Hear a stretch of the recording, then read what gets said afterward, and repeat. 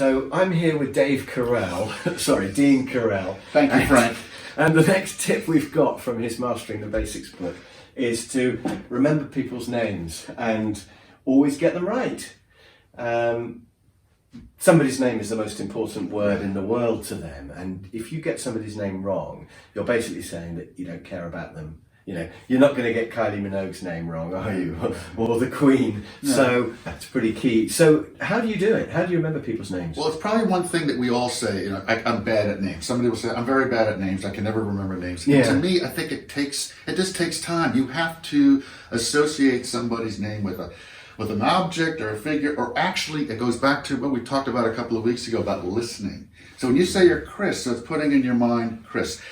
I'm pretty good at names, but I have to tell you, there are moments where I forget, or my mind is not there, and I just can't remember. It happens, but you have to give that special effort to try to remember. So with me, do you think about me eating loads of crisps? Or, the crisp delivery of my training courses? Well, it's your personality, it's your style, it's what you do. Yours is an easy personality and style to always remember. You are Chris Croft. You're a brand in yourself. Oh, okay. But it's also for somebody. It might be their look. I have somebody that my son works with that reminds me of somebody that I know. So it's just trying to put that association. Well, I've got a good example actually. So one of my favourite instructors, even though he teaches Agile, which I don't agree with, but I think Doug Rose is a really good instructor.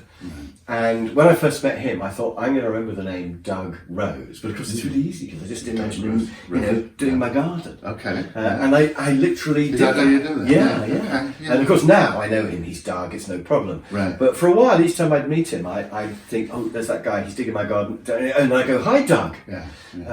And people love it if you remember their name.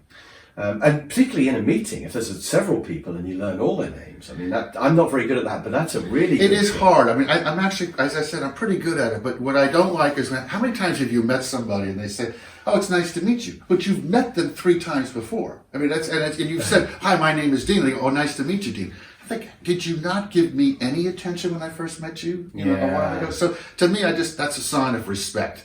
And easier said than done, but you have to take the time to try to remember somebody's name. Yeah.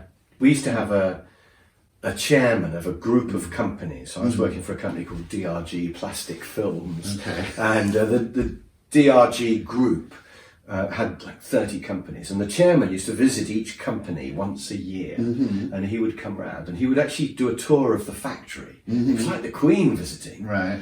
But he remembered the names of the people, and he'd come up to you on the machine. He'd say, "Hey, Dean, how are you doing? Caught any good fish recently?" Because he remembered that you liked fishing. And how did he do that? Maybe somebody briefed him in his limo on the way through. Remember, there's that guy Dean who likes fishing. But however he did it, even if he cheated and did that, I don't care, because the point was he did it. And we loved him. We would have done anything for that guy just because he remembered our names. What a difference that makes. That goes back to my other thoughts about planning and preparation before you're on a business trip. It's taking that time to do the research of who you're going to be meeting with and remembering who you met once before, so at least triggers your mind. You're not going to get it right all the time. No. But it's taking that extra moment. That executive who did that is a perfect example. The motivating factor that had on the organization is immense. Yeah, right? He was a really good guy. He was a really good guy. So, make the effort to learn people's names, maybe connect it with an image or something like that. So good advice, I think, right? Yeah. That's a top tip from Mastering the Basics. Dean doesn't like me plugging his book, but it is really good. Why would you not get a copy? What is it on Kindle? Like $3? Very inexpensive. Very simple. Go for it. Absolutely. I'll get 2 then, right? So we'll see you next week for another of our top tips. Bye for now.